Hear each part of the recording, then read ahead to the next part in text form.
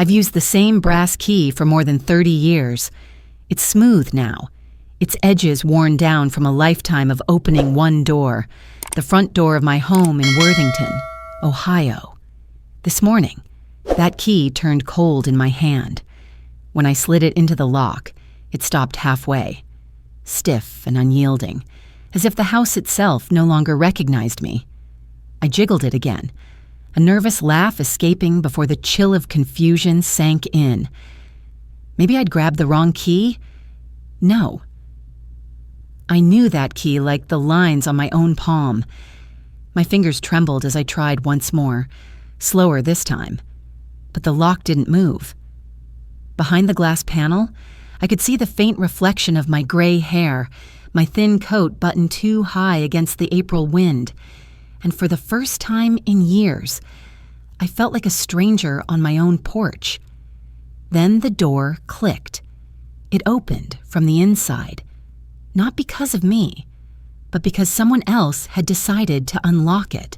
My daughter-in-law, Sloane, stood there in her robe. Holding a cup of coffee like this was just another calm morning. Her expression barely shifted when she saw me.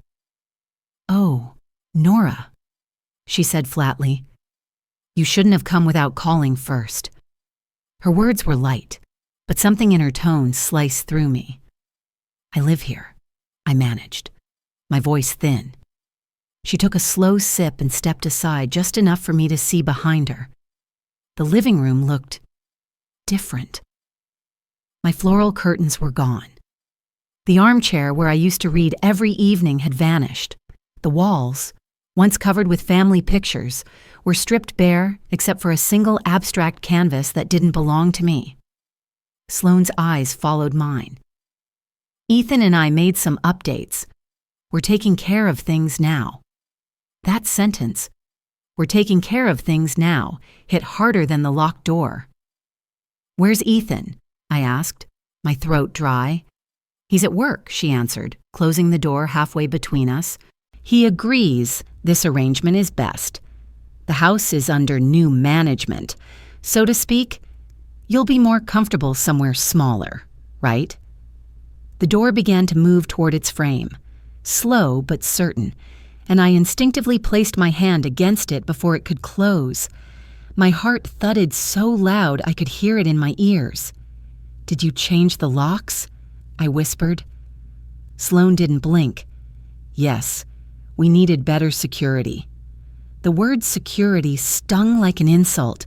The woman I'd welcomed into my family, who once asked me for my lasagna recipe, who laughed on this very porch last Christmas, was standing there, calm and sure, telling me I didn't belong. I lowered my hand. The wind carried the smell of wet grass and fresh paint, and I suddenly understood what had changed. The house wasn't mine anymore, not in her eyes. I stepped back onto the porch, the brass key still warm in my palm, useless now, somewhere behind the closed door. I could hear the faint creak of my rocking chair, the one I used every night, moving back and forth as if someone else had taken my place. And that was the moment I realized a lock isn't just metal, it's power. And someone had decided I didn't deserve it anymore. A week before the locks changed, everything still looked ordinary, at least from the outside. I remember standing in the kitchen, sunlight pooling across the old oak floors, thinking how quiet the house had become since Ethan and Sloane moved in.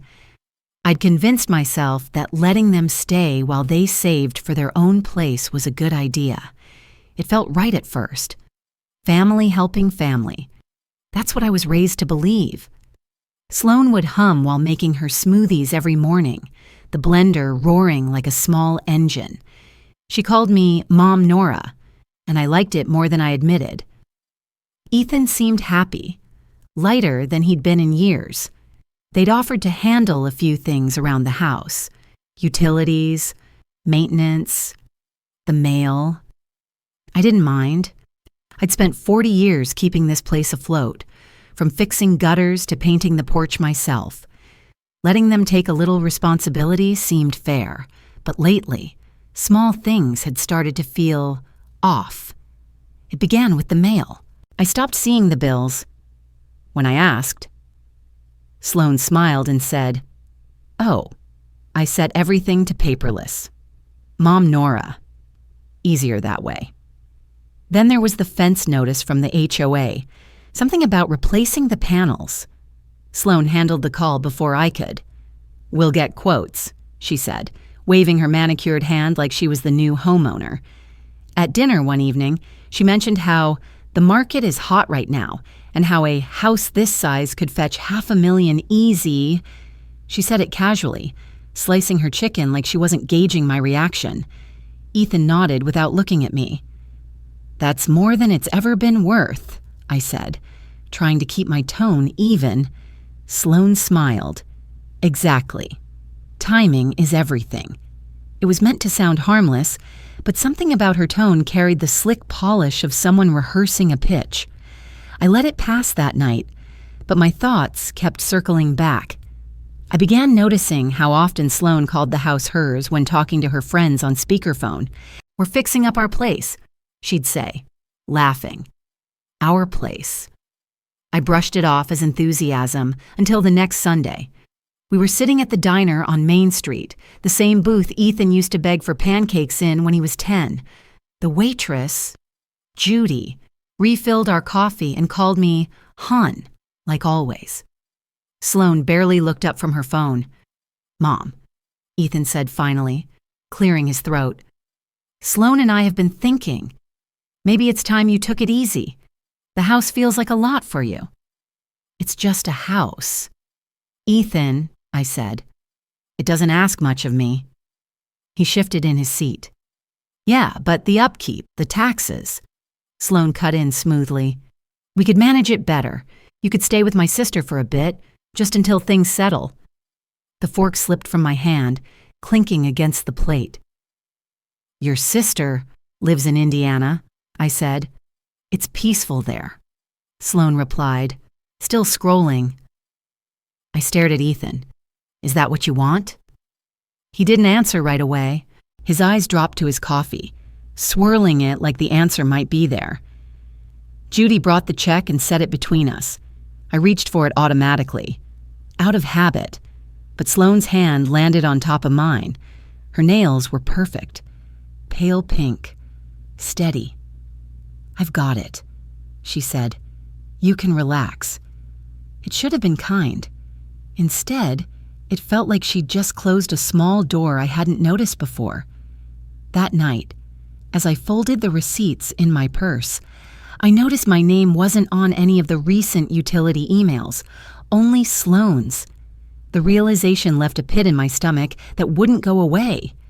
Something was shifting beneath my feet, slowly but surely, and I couldn't tell yet if I was losing balance or being pushed. Part 2. The cracks begin to show. 560 words. When I got back from visiting my old friend May in Cincinnati, I noticed the scent before I saw anything else. The house smelled like lemon polish and paint thinner. Too clean, too foreign. My steps echoed differently against the floorboards. It didn't sound like home anymore. I stopped in the doorway, suitcase still in hand, staring at the living room. The curtains were gone, replaced with sheer white panels that looked straight out of a real estate brochure. My family photos, the ones that had lined the mantel for decades, were missing. The wall was bare except for one framed print of a city skyline I didn't recognize. "Do you like it?" Sloane's voice floated from the kitchen. She appeared with a mug of tea and that same effortless smile. "It feels lighter now, don't you think?" I swallowed the knot in my throat. "Where are my pictures?" "Oh, I packed them away," she said, as if doing me a favor. "They were dated, and the frames didn't match. I'm reworking the space. Buyers love clean lines." "Buyers?" I repeated, the word catching like a splinter. She froze for half a second, just long enough to confirm what I already felt. Then she laughed it off. "Figure of speech. You know me. Always planning ahead." Her charm felt thinner than the curtains she'd hung. I went upstairs, needing air. needing something familiar. But my room didn't look the same either. My quilt, the one I'd sewn with Ethan's baby clothes, was gone, replaced with a gray comforter. On the nightstand, the framed picture of my late husband had vanished. Only a faint ring of dust marked where it used to sit. I found the quilt in a storage bin in the hallway closet, folded carelessly beside my old journals. And then I saw it. The wooden box that held my keepsakes. The latch was snapped. Inside, things were missing. Ethan's first crayon drawing. The tiny hospital bracelet from when he was born. My husband's navy pin. Gone. My hands shook as I reached for the box. A loose photograph fluttered out. Ethan, 5 years old, standing on the porch with his arm around me. Both of us laughing at something I can't remember. That photo should have been in the frame by my bed. Now it was bent, creased across our faces. I sat down on the edge of the bed, clutching it to my chest. For the first time, the quiet in the house felt dangerous. That night, I couldn't sleep. I heard muffled voices downstairs, Sloane talking to someone on speakerphone. The words drifted up, sharp and careless. She's sentimental, that's all. Once she's settled somewhere else, we'll list it. We can stage the photos later. List it. She said list it. The next morning, I went straight to May's house. I didn't even bother with makeup or breakfast. May opened the door before I could knock twice. One look at me and she knew something was wrong. "They've been moving things," I said, setting the photo on her kitchen table. And I heard her talking about listing my home. May frowned, pulling her glasses down to the tip of her nose. "You need to talk to someone. Nora. A lawyer. Before this gets ugly." I looked at the bent photo again, the crease running right through my son's smile. For the first time in months, I didn't feel old or tired. I felt awake, and beneath that sudden clarity was something else I hadn't felt in years. Anger. Quiet, steady anger. Part 3, lines crossed. 605 words. May didn't waste time. That same afternoon, she drove me to a law office near the courthouse downtown. The brass letters on the door read, Daniel Reyes, attorney at law.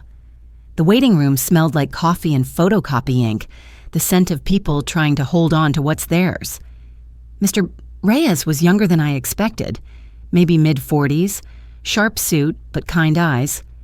He listened quietly while I explained what had been happening, the missing items, the talk about selling, the way Sloane controlled the bills. I expected disbelief, maybe pity, but instead he nodded like he'd heard this story before. "Miss Whitaker," he said finally, "if you haven't signed any power of attorney, the house and finances are still entirely in your control. Do not sign anything without me reviewing it first.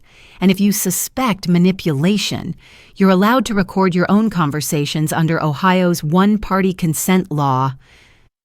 The words hit me like a small light turning on in a dark room. Legal, calm, rational. He gave me language for what my gut already knew. I wasn't losing my mind. I was being managed. That night, I cooked dinner, chicken pot pie, Ethan's childhood favorite. I set the table like I always did, pretending everything was normal. When Sloane came in, she looked surprised to see the food ready. "Smells great," she said, setting her purse down. "Listen, we need to go over some paperwork tonight. Just a few financial things." Paperwork. My stomach turned. But I smiled. Of course. After dinner, she spread out a neat stack of documents on the table. The top page had my name typed in bold across the header. Durable power of attorney. She spoke in that soothing tone people use with children. It just lets Ethan and me handle small details, bills, property taxes, insurance. You'll still make all the big decisions. I took the first page, pretending to read, though my eyes barely focused. The words blurred, but one line jumped out. Full authority to manage. Sell or transfer assets. I lifted my gaze. You said small details. That's standard language, she replied too quickly. Don't overthink it. Nora. Before I could respond, Ethan walked in from the living room, rubbing the back of his neck. It's just easier this way. Mom, you've done so much already. Let us help for once. Help. That word again, hollow as a prayer said without faith. I pushed the papers back toward them. I'll have my attorney review these first. Sloane's smile faltered for the first time. Attorney? Daniel Reyes, I said, steady. He's good with elder law. For a heartbeat, silence filled the room. Then she forced a laugh, brittle and sharp.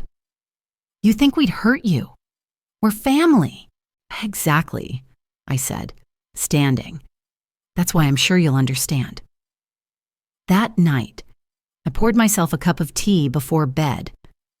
The taste was wrong, bitter, chemical. I poured it down the sink and watched the swirl of dark liquid disappear down the drain. My heart was pounding so hard it felt like it was trying to warn me. The next morning, I scheduled another meeting with Mr. Reyes. I told him everything, the papers, the tea, the overheard phone calls. He didn't look surprised. It's time to document, he said. Every conversation, every change. I'll connect you with a licensed private investigator who can install visible cameras and capture anything suspicious. He leaned forward, his voice low but firm. You're not powerless, Mrs. Whitaker. They just think you are. As I left his office, I felt something shift inside me. Not fear this time, but purpose. For months, I'd been treated like a fragile woman fading into the background. Now I knew better. If they wanted a story about an old lady losing control, I'd let them write it. And when they finished, I'd take back the pen. Part 4, The Breaking Point, 505 words. 2 mornings later. I came home from the grocery store with a paper bag full of oranges and bread, only to find the key refusing to turn again. At first, I thought maybe I'd twisted it wrong, but the lock gleamed silver, brand new. My stomach dropped. I knocked.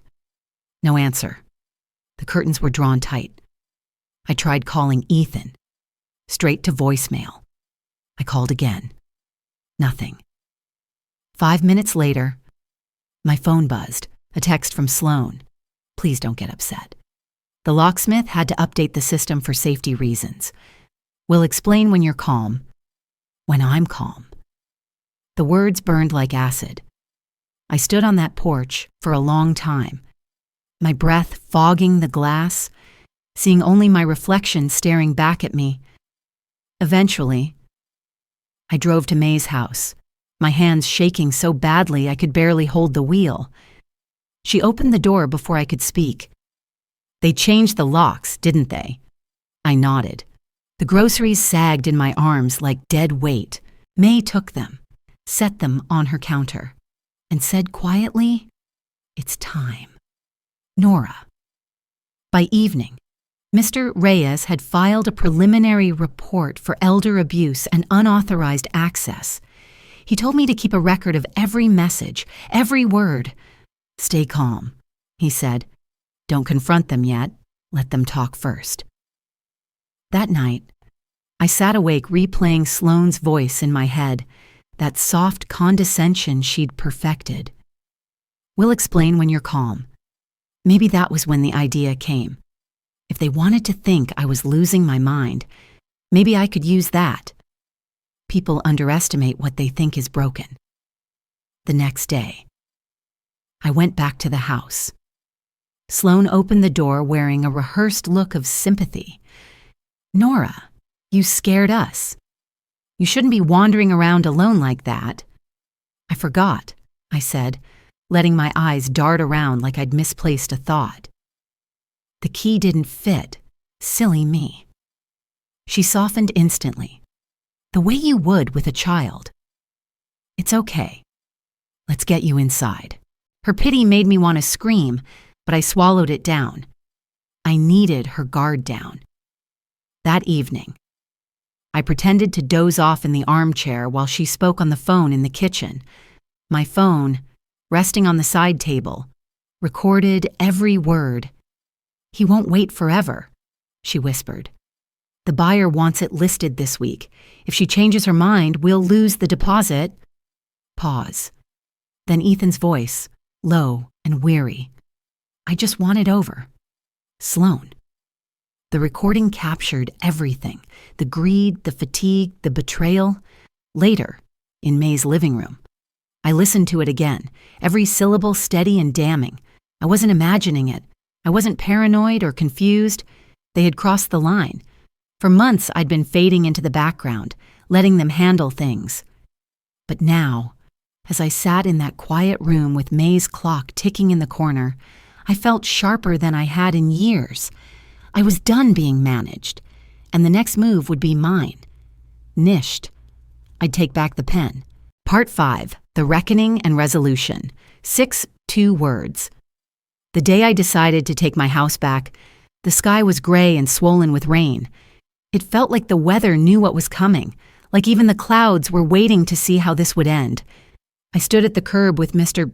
Reyes beside me, his briefcase tucked close under one arm, his shoes already damp from the puddles.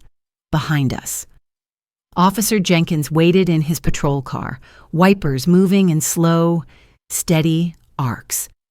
"Are you ready, Mrs. Whitaker?" Mr. Reyes asked. I took a deep breath, the air sharp with rain and nerves. I've been ready for a long time. The walk up the driveway felt longer than usual. Every step reminded me of something I'd once painted, fixed, planted with my own hands. This wasn't just wood and walls. It was 40 years of living. I wasn't walking toward a confrontation. I was walking toward myself.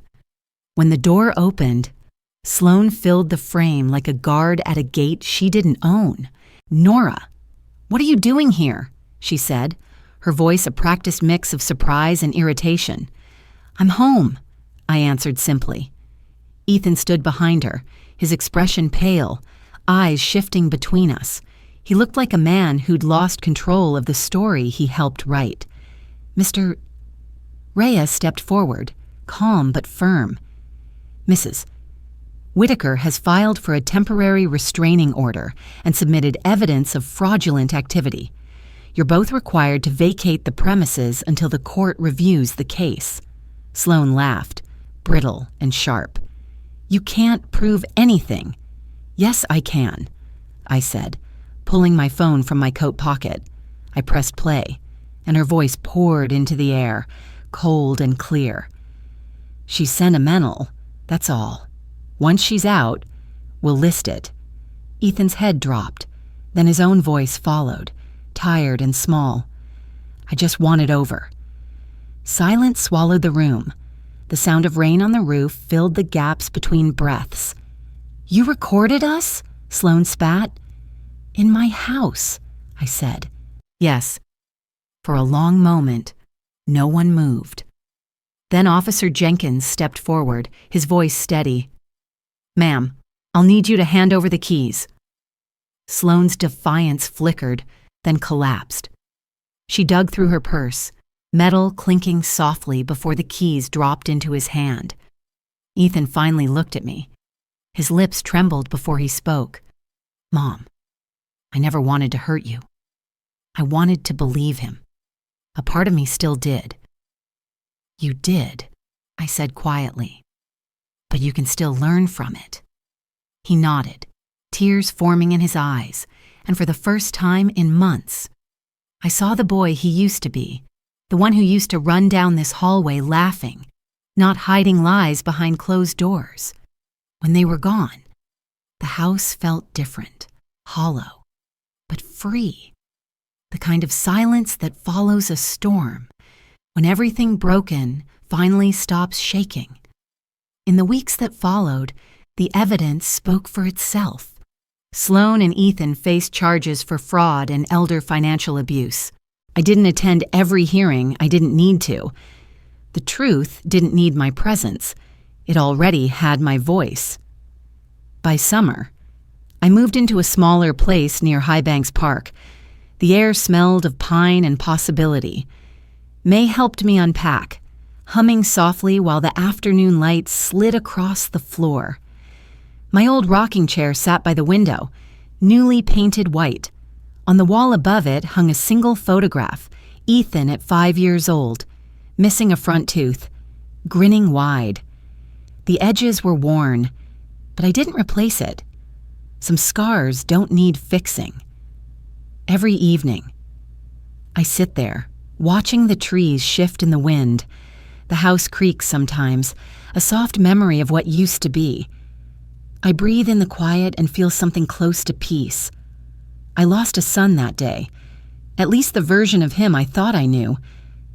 But I found something else, something harder to keep and harder to steal.